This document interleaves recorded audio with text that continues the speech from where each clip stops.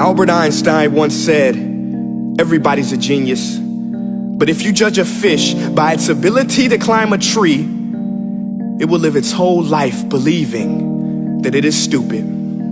Ladies and gentlemen of the jury, today on trial we have modern day schooling. Glad you could come. Not only does he make fish climb trees, but also makes them climb down and do a 10-mile run. Tell me, school, are you proud of the things you've done?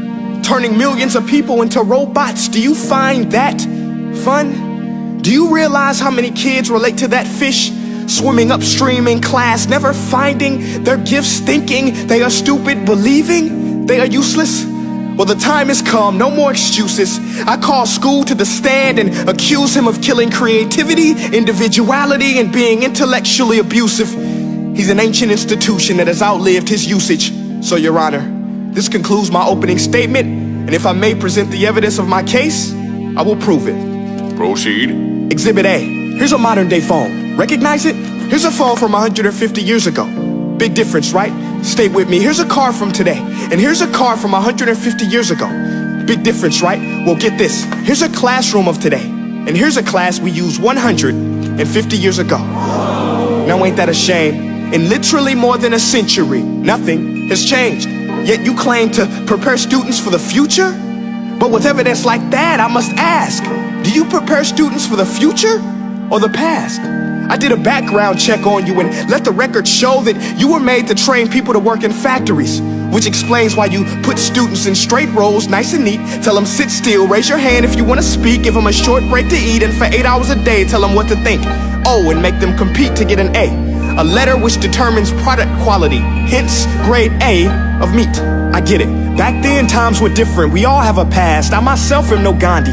But today, we don't need to make robot zombies. The world has progressed. And now we need people who think creatively, innovatively, critically, independently, with the ability to connect. See, every scientist will tell you that no two brains are the same. And every parent with 2 or more children will confirm that claim. So please explain why you treat students like cookie cutter frames or snapback hats, giving them this one-size-fits-all crap. Watch your language. Sorry, Your Honor, but if a doctor prescribed the exact same medicine to all of his patients, the results will be tragic. So many people will get sick, yet when it comes to school, this is exactly what happens. This educational malpractice, where one teacher stands in front of 20 kids, each one having different strengths, different needs, different gifts, different dreams, and you teach the same thing the same way? That's horrific. Ladies and gentlemen, the defendant should not be acquitted. This may be one of the worst criminal offenses ever to be committed. And let's mention the way you treat your employees. Objection. Overruled. I want to hear this. It's a shame. I mean, teachers have the most important job on the planet, yet they're underpaid? No wonder so many students are short-changed. Let's be honest, teachers should earn just as much as doctors, because a doctor can do heart surgery and save the life of a kid, but a great teacher can reach the heart of that kid and allow him to truly live. See, teachers are heroes that often get blamed, but they're not the problem. They work in a system without many options or rights. Curriculums are created by policymakers, most of which have never taught a day in their life.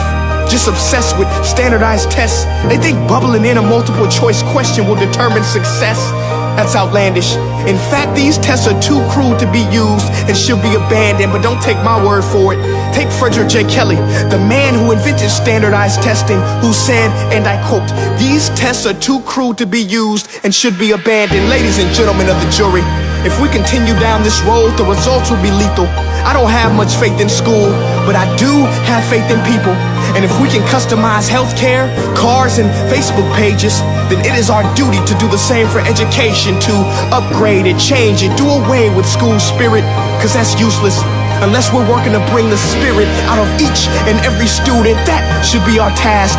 No more Common Core. Instead, let's reach the core of every heart in every class. Sure, math is important, but no more than art or dance. Let's give every gift an equal chance. I know this sounds like a dream, but countries like Finland are doing impressive things. They have shorter school days, teachers make a decent wage, homework is non-existent, and they focus on collaboration instead of competition. But here's the kicker, boys and girls. Their educational system outperforms every other country in the world. Other places like Singapore are succeeding rapidly. Schools like Montessori, programs like Khan Academy, there is no single solution. But let's get moving, because while students may be 20% of our population, they are 100% of our future. So let's attend to their dreams, and there's no telling what we can achieve.